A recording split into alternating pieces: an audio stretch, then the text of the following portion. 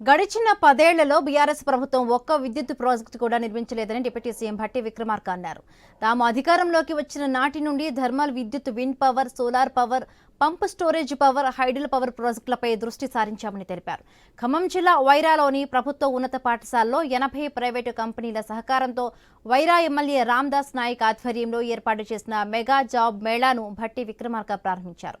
5,000కు పైగా ఉద్యోగ అవకాశాలు కల్పించాలనే లక్ష్యంతో జాబ్ మేళాను నిర్వహిస్తున్నామని తెలిపారు. అధికారంలో ఉన్నప్పుడు బీఆర్ఎస్ నాయకులు ప్రభుత్వ ఆదాయాన్ని లూటీ చేశారని విమర్శించారు. ఫామ్ హౌస్ లో పడుకున్న నాయకులు ఇప్పుడు బయటకు వచ్చి ప్రజలకు అన్యాయం చేస్తున్నారని, ముసలి కన్నీరు కారుస్తున్నారని ఆరోపించారు.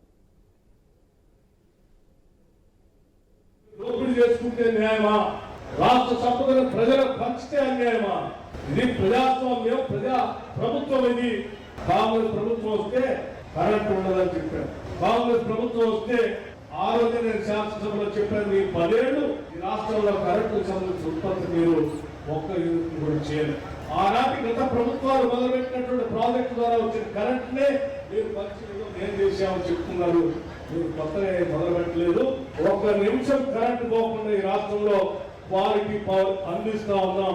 విండ్ పవర్ కానీ, సోలార్ పవర్ కానీ, లేకపోతే నీళ్ళలో తేలియాడేటువంటి ఫ్లోటింగ్ సోలార్ కానీ, లేకపోతే పంప్ స్టోరేజ్ అని ఇంకొక పవర్ సెక్టర్ కానీ